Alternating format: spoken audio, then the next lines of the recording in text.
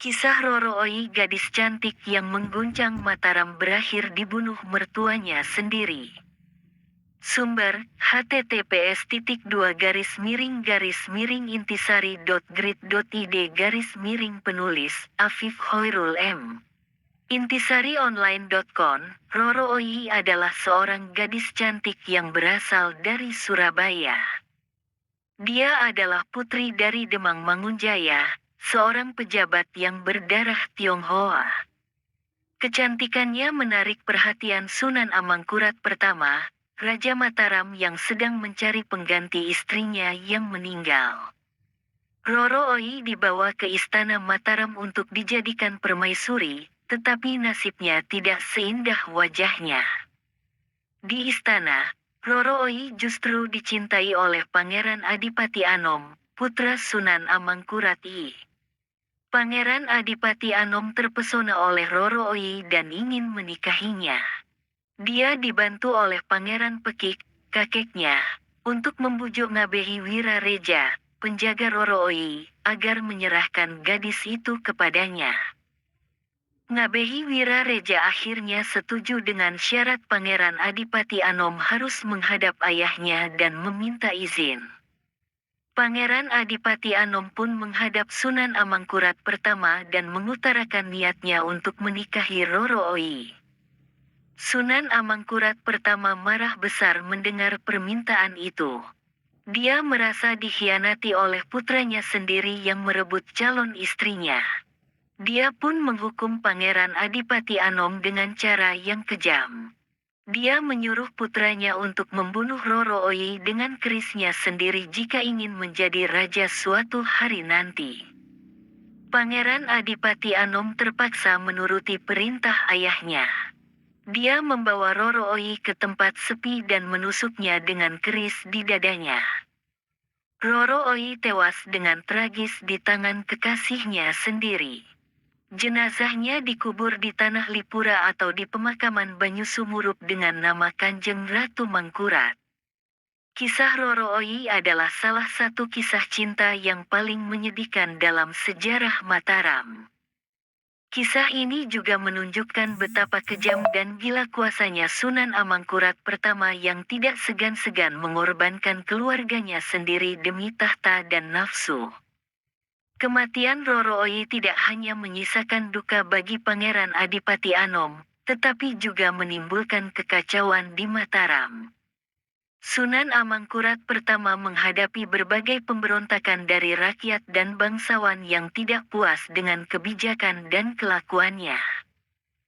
Salah satu pemberontak yang paling berbahaya adalah Raden Mas Alit, adik Pangeran Adipati Anom, yang berganti nama menjadi Trunojoyo.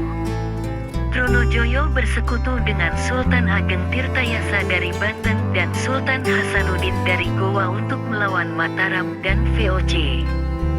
Dia berhasil merebut Surabaya dan Madura, serta mengancam ibu kota Mataram.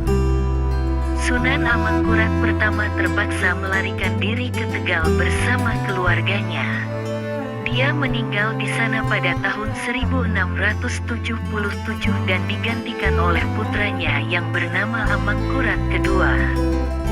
Amangkurat kedua berusaha memulihkan kekuasaan Mataram dengan bantuan VOC. Dia berhasil mengalahkan Trunojoyo pada tahun 1679 dan mengeksekusinya. Namun, dia juga harus menghadapi pemberontakan dari adiknya sendiri, Pangeran Puger, yang mengklaim dirinya sebagai raja dengan gelar Sunan Kuning. Kisah Roro Oi, gadis cantik yang mengguncang Mataram, berakhir dibunuh mertuanya sendiri. Sumber, https://intisari.grid.id/, penulis, Afif Hoirul M. Intisarionline.com. Roro Oi adalah seorang gadis cantik yang berasal dari Surabaya. Dia adalah putri dari Demang Mangunjaya, seorang pejabat yang berdarah Tionghoa. Kecantikannya menarik perhatian Sunan Amangkurat pertama, Raja Mataram yang sedang mencari pengganti istrinya yang meninggal. Roro Roro Ohi dibawa ke istana Mataram untuk dijadikan permaisuri, tetapi nasibnya tidak seindah wajahnya. Di istana, Roro Ohi justru dicintai oleh Pangeran Adipati Anom, putra Sunan Amangkurat. Pangeran Adipati Anom terpesona oleh Roro Ohi dan ingin menikahinya. Dia dibantu oleh Pangeran Pekik, kakeknya, untuk membujuk Ngabehi Wirareja, penjaga Roro Ohi, agar menyerahkan gadis itu kepadanya. Ngabehi Wirareja akhirnya setuju dengan syarat Pangeran Adipati Anom harus menghadap ayahnya dan meminta izin.